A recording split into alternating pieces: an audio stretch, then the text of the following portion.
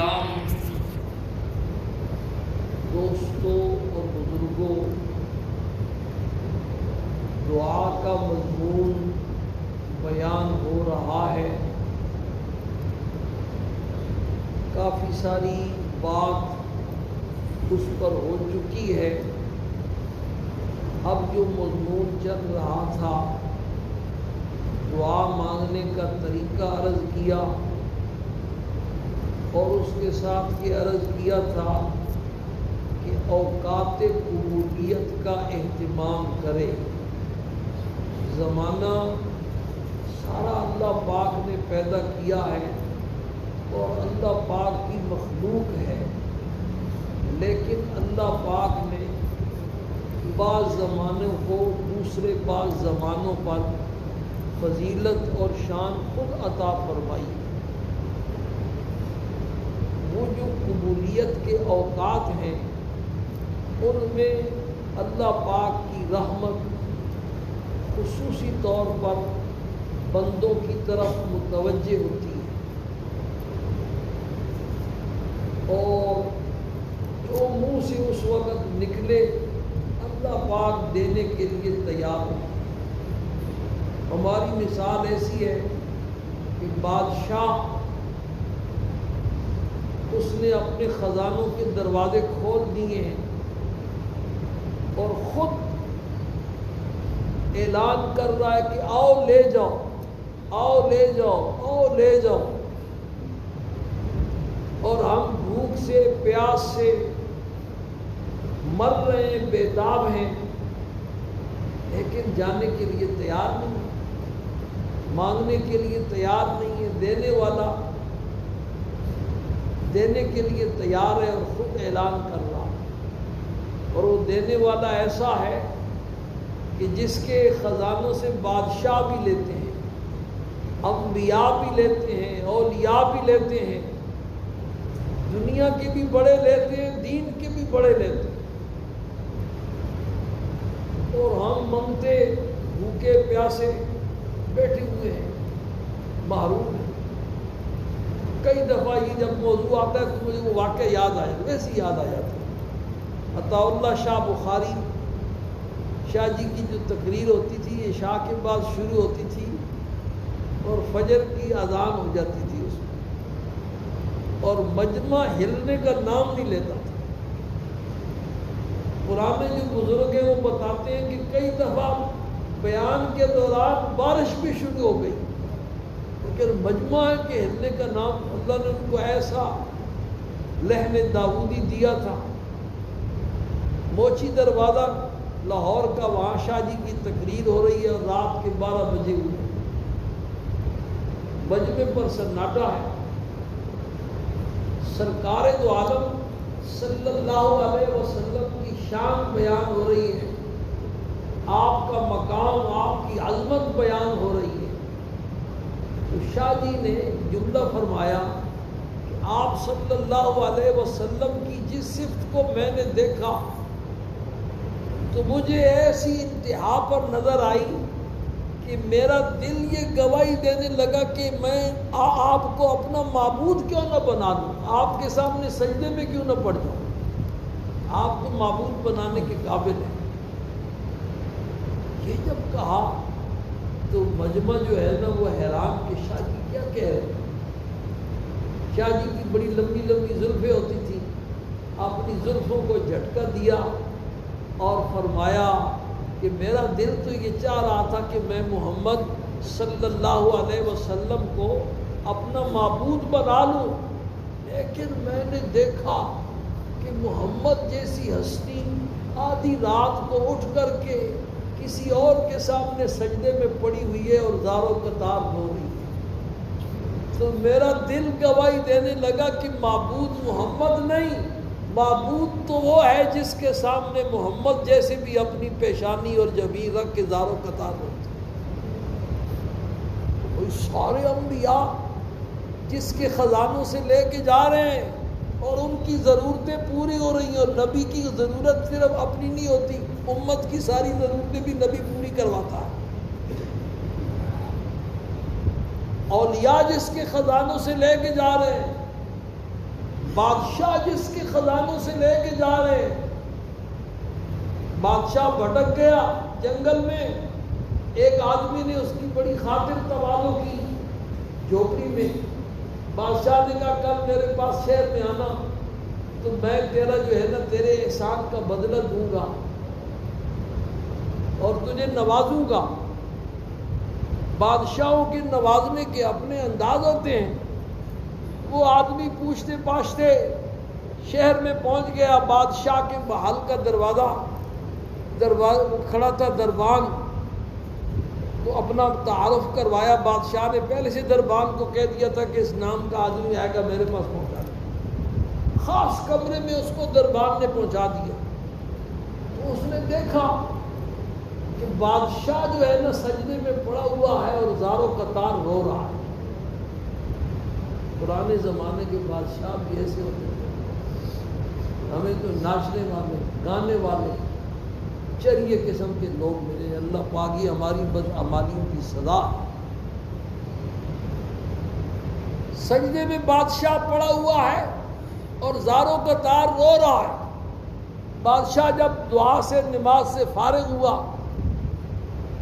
تو اسی ملا، اس نے اکرام کیا، دعا سلام کی. جب وہ تو کیا کر رہا تھا؟ یہ سادہ سودہ آدمی تھا، اس کو پتہ ہی نہیں تھا نماز کیا ہوتی ہے. جیسے آج کل کے مسلمانوں کو بھی نہیں پتا نماز کیا ہوتی ہے. اس نے کہا اللہ کے بندے، میں تو اللہ پاک کے سامنے رو رہا تھا، اس سے دعا مانگ رہا تھا. میری مملکت کا سلطنت کے مسائل ہیں وہ حل نہیں ہو رہے. اللہ، اس نے کہا میں کیسا جو ہے نا بے وقوف ہوں، اپنے جیسے انسان کے پاس آ گیا. اس سے کیوں نہ مانگوں جس سے بادشاہ بھی مانگتے. اس کو بات سمجھ میں آ گئی. وہ خالی ہاتھ واپس گیا. میں نہیں لیتا ہوں، میں اسی سے لوں گا جس سے تو بھی لیتا. تو اس نے خزانوں کا منہ کھولا ہوا ہے اور اعلان کر رہا ہے لے جاؤ لے جاؤ لے جاؤ. اور ہم جو ہے نا محروم القسمت ہاتھ پہ ہاتھ دھر کر کے بیٹھے ہوئے ہیں اور کبھی ہمارے ہاتھ نہیں اٹھتے دعا کے لیے، کبھی آنکھوں سے آنسو نہیں نکلتے اللہ پاک کے سامنے، کبھی گڑ گڑاتے نہیں ہم. یہ مضمون ہمارا بیان ہو رہا ہے. تو جو اوقات قبولیت ہوتے ہیں نا، اس میں تو خصوصی طور پر اللہ پاک نوازنے کے لیے تیار ہوتے ہیں. ان میں 3 اوقات بیان ہو چکے ہیں. پہلا وقت بیان ہوا تھا تہجد کا جو وقت ہے، اس کی تفصیلات بھی بیان ہوئی. دوسرا وقت یہ جو ہم روزانہ 5 وقت نماز پڑھتے ہیں، نمازوں کے سارے اوقات، خاص کر کے سلام پھرنے کے فوراً بعد یا سلام سے پہلے کا جو وقت، یہ انتہائی مانگنے کا وقت ہے. اللہ پاک کی خصوصی رحمت بندوں کی طرف متوجہ ہوتی. تیسرا وقت گزشتہ جمعے عرض کیا تھا کہ جمعے کا جو دن ہر ہفتے آتا ہے، اس کے 24 گھنٹوں میں 1 ساعت ایسی ہوتی ہے کہ حدیث شریف میں آتا ہے بندہ جو بات منہ سے نکالے فوراً قبول ہوتی ہے. اس کی تفصیلات آپ سن چکے ہیں. اور چوتھا وقت جو آج میں بیان کر رہا ہوں مختصر سا، کئی دفعہ اس پر ویسے یعنی باتوں میں تکرار اس لیے ہوتا ہے کہ کبھی کسی انداز سے کبھی کس انداز سے کو مضمون چل رہا ہوتا ہے، بات آ جاتی ہے. چوتھا وقت بڑا عجیب ہے، اور وہ ایسا سمجھو کہ جیسے کسی آدمی کے جیب میں پیسے پڑے ہوئے، من درہم الکیس، جیب کا روپیہ ہے. ایک آدمی کے جیب میں 1 کروڑ روپے پڑا ہوا ہے بھائی، تو اس کو نیند آئے گی؟ خوشی سے نیند ہی نہیں آئے گی. نہ کھانا اچھا لگے گا. 1 کروڑ روپے کی اپنی، ایک بوڑھا مرد تھا، بیمار تھا، کسی نے ان کو مشورہ دیا اس کے بچوں کو، تو بچوں نے کو 5-10 لاکھ اکٹھے لائے اور جا کے اس کی گود میں ڈال دیے اور اس کو کہنے لگے کہ یہ بابا سارے تیرے ہیں، جو دل ہے ان کے ساتھ کر، صدقہ کر، اپنے اوپر خرچ کر، بچوں پر خرچ کر. وہ بوڑھا ٹھیک ٹھاک ہو گیا، اس کی بیماری دور ہو گئی. وہ اصل بیماری تو یہ فقر و فاقہ ہے.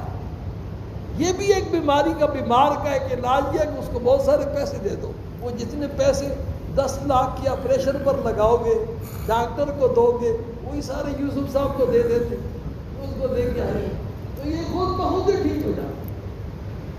بیمار کو ٹھیک کرنے کا ایک طریقہ یہ بھی ہے.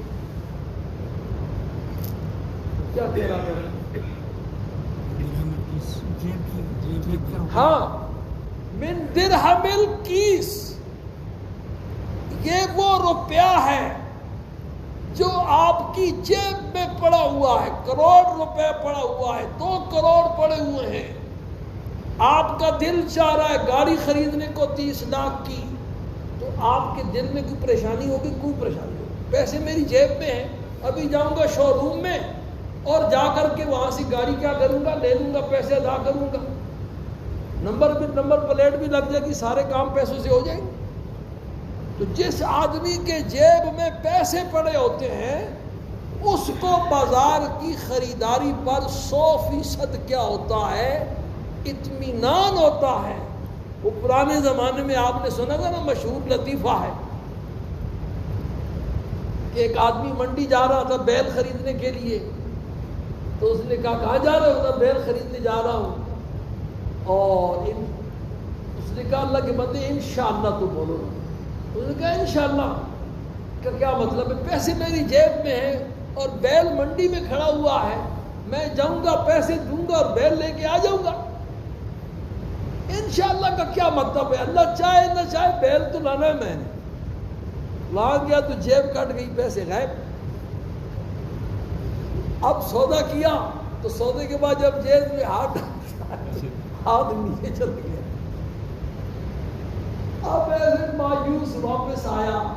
اب آ کر کے جس کو بھی ملتا ہے تو کہتا ہے انشاءاللہ میں منڈی میں گیا تھا, انشاءاللہ میرا سودا ہوا تھا اتنے میں, انشاءاللہ میں نے جیب میں ہاتھ ڈالا اور وہ ہاتھ میرا نیچے چلا گیا, جیب میری انشاءاللہ کٹ گئی. اب بات پہ انشاءاللہ.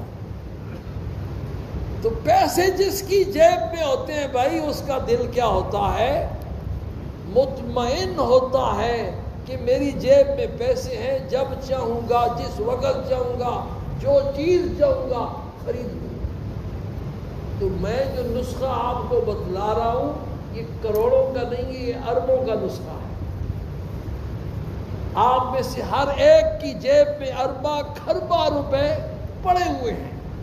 یہ نسخہ ایسا سمجھو کہ بس یہ جیب کا روپیہ ہے, جب چاہو جس وقت چاہو اس کو آزما کر کے اپنا کام کروا. اور کام کرنے والا کون ہے بھائی؟ کام تو ساری دنیا کے کون بناتا ہے؟ اللہ بناتا ہے نا. اللہ کام بنانے میں اسباب کا محتاج نہیں ہے بھائی. اسباب اللہ کے محتاج ہیں. اسباب پیدا کرنے والا اللہ پاک, ان اسباب میں اثر ڈالنے والا اللہ پاک. اللہ پاک نے دنیا میں 2 سلسلے چلائے ہیں. ایک سلسلہ اسباب کا چلایا ہے اور ایک سلسلہ اپنی قدرت کا چلایا. ہمارے دلوں میں یقین پیدا کرنے کے لیے ساری دنیا میاں بیوی کے ملاپ سے پیدا ہوتی ہے, لیکن آدم علیہ السلام کو اللہ پاک نے بغیر ماں اور بغیر باپ کے اپنی قدرت سے پیدا کر کے دکھا دیا. حضرت حوا کو آدم علیہ السلام کی بائیں پسلی سے پیدا کر کے دکھا دیا.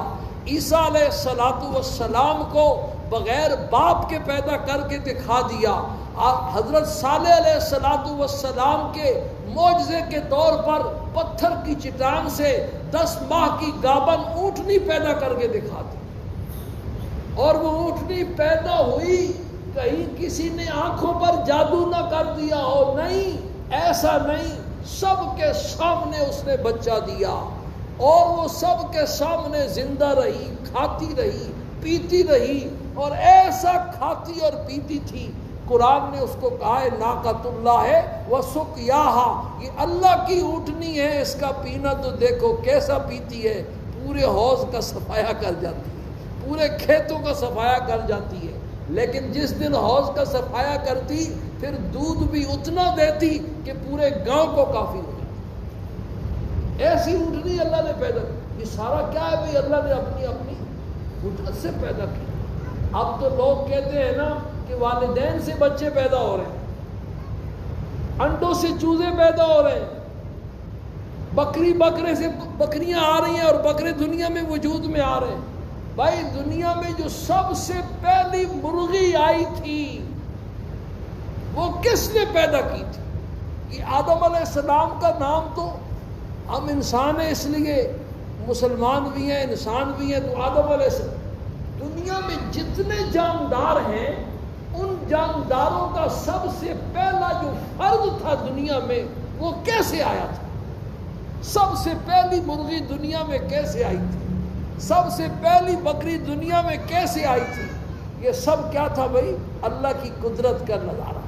تو اللہ نے ایک سلسلہ اسباب کا چلایا ہے، دوسرا سلسلہ اپنی قدرت کا دکھایا ہے.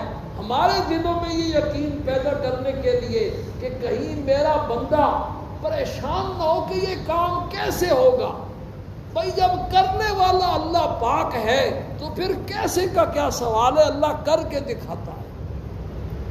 دل کا آپریشن کروانے کے لیے ایک مائی چلی اور اس کو الٹی آئی اور اس کے سارے وال کھل گئے. ایسے اس کے وال کھلے کہ انجیوگرافی کر کے ڈاکٹر بھی حیران اور پریشان.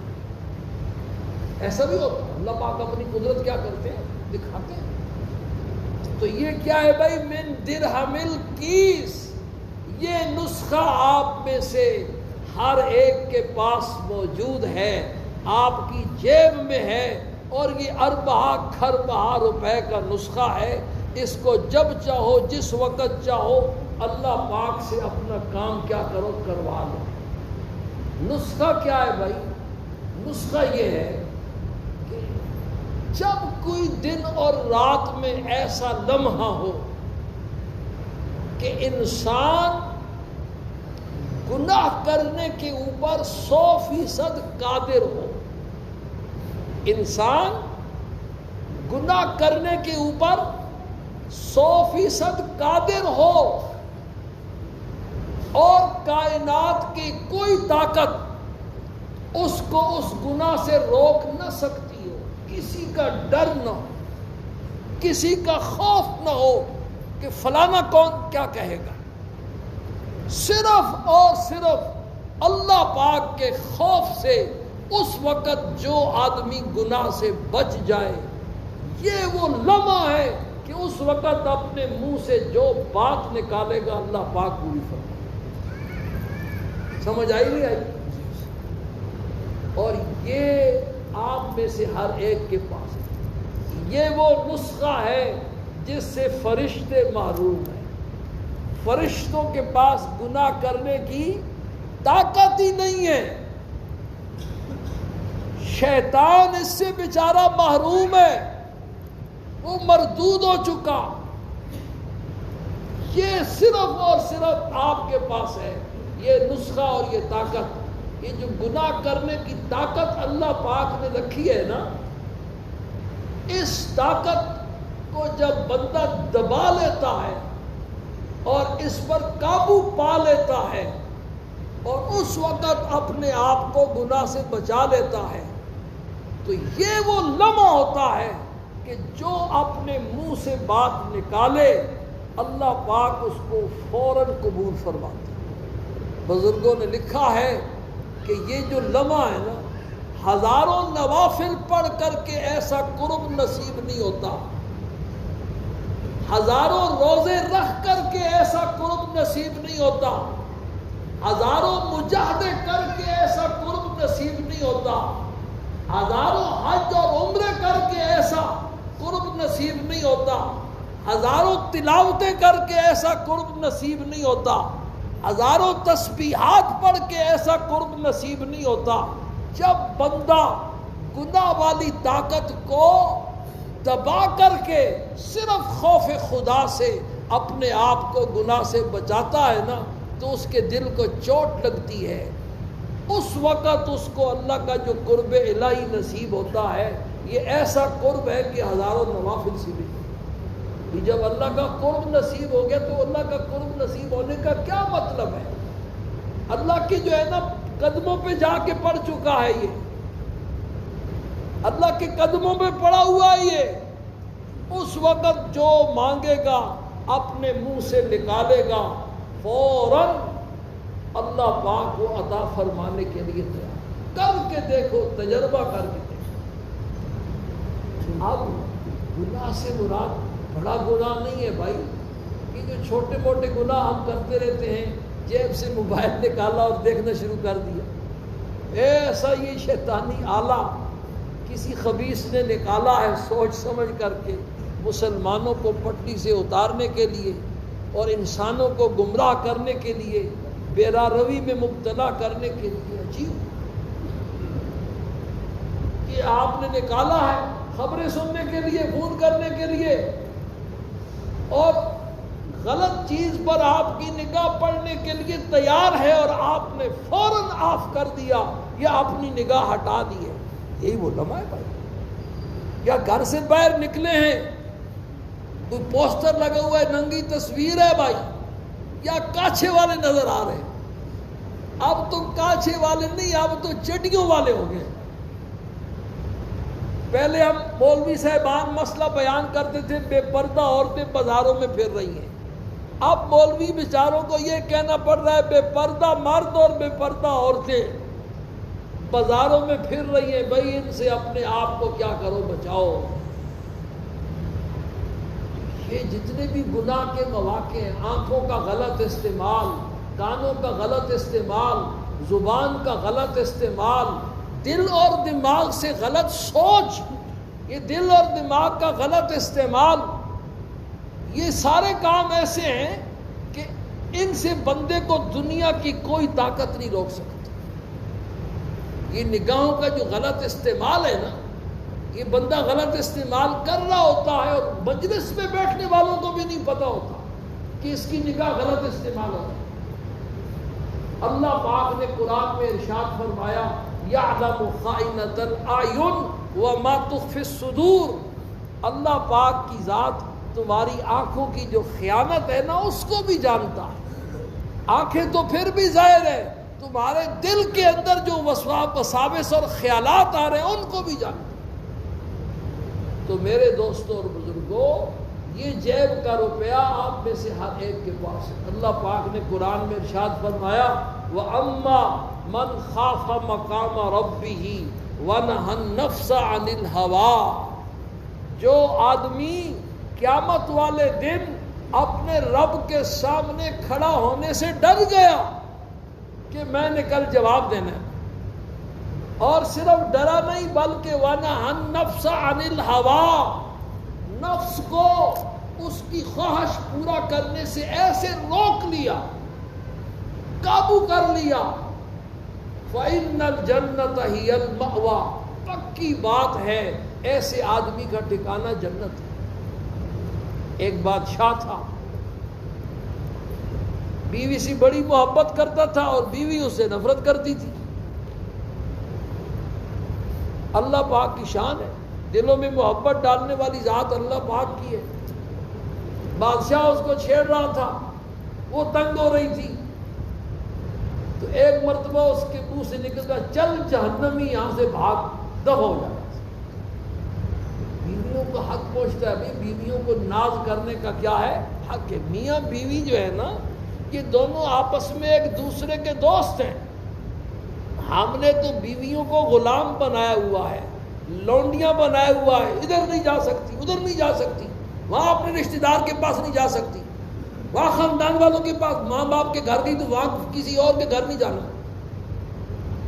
میاں بیوی دونوں ایک دوسرے کے رفیق سفر ہیں، بس صرف اتنا ہے کہ میاں کو اللہ پاک نے امیر بنایا ہوا ہے کہ چلو تھوڑی تیری بات چلے گی، اس سے زیادہ اور کوئی حق نہیں ہے میاں کا بیوی کے اوپر۔ یہ لونڈیاں نہیں ہیں زر خرید کے تم نے خرید کے لایا گائے بھینس کی طرح، جیسے چاہو ان کو استعمال کرو، ان کو ناز کرنے کا بھی کیا ہے، حق ہے۔ تو بیوی نے غصے میں کہہ دیا کہ چل جہنمی، یہاں سے دفع ہو جا۔ بادشاہ کو بھی غصہ آ گیا، کہنے لگا اگر میں جہنمی ہوں تو تجھے 3 طلاق۔ اب کہہ تو بیٹھا لیکن بیوی سے اس کو تھی بڑی محبت، بڑا پریشان ہوا۔ بادشاہ تھا، شہر کے سارے علماء کو جمع کیا اور ان کے سامنے صورت مسئلہ رکھی ہوئی، یہ مسئلہ پیش آیا ہے، بیوی نے مجھے جہنمی کہا ہے اور میں نے یہ قسم اٹھائی اگر میں جہنمی ہوں تو تجھے 3 طلاقیں ہیں۔ سارے علماء حیران پریشان، بھئی جہنمی ہونے کا اور جنتی ہونے کا فیصلہ تو موت کے وقت ہوگا، جس کا خاتمہ ایمان پر ہو گیا وہ جنتی ہے، اور خدا نہ خواستہ جس کا خاتمہ ایمان پر نہ ہوا وہ جہنمی ہے، اور خاتمے کا پتہ نہیں، آپ کیسے پتہ چلے فیصلہ کیسے ہو؟ ایک بزرگ عالم تھے، انہوں نے فرمایا کہ میں بادشاہ سے تنہائی میں ایک بات پوچھوں گا پھر میں فتویٰ دوں گا۔ بادشاہ کو تنہائی میں لے گئے اور بادشاہ سے پوچھا، بادشاہ ہر آدمی کو اپنے حالات کا بخوبی علم ہوتا ہے، پوری زندگی میں سوچ کے مجھے بتا کوئی ایسا لمحہ بھی آیا ہے کہ جس لمحے تو گناہ کرنے پر قادر ہو اور پھر صرف اللہ کے خوف سے تو اس گناہ سے بچ گیا ہو، سوچ کے بتا۔ بادشاہ نے کہا ہاں ایک لمحہ ایسا آیا ہے میرے اوپر، میں کمرے میں گیا دوپہر کے وقت، ایک خادمہ اور ایک لونڈی میرا کمرہ صاف کر رہی تھی، میری نیت میں فطور آیا تو میں نے کنڈی لگائی، جیسی میں نے کنڈی لگائی وہ سمجھ گئی بادشاہ کی نیت میں فطور ہے، کہنے لگی اتق اللہ یا ایھا الملک، اللہ سے ڈر جاؤ اے بادشاہ۔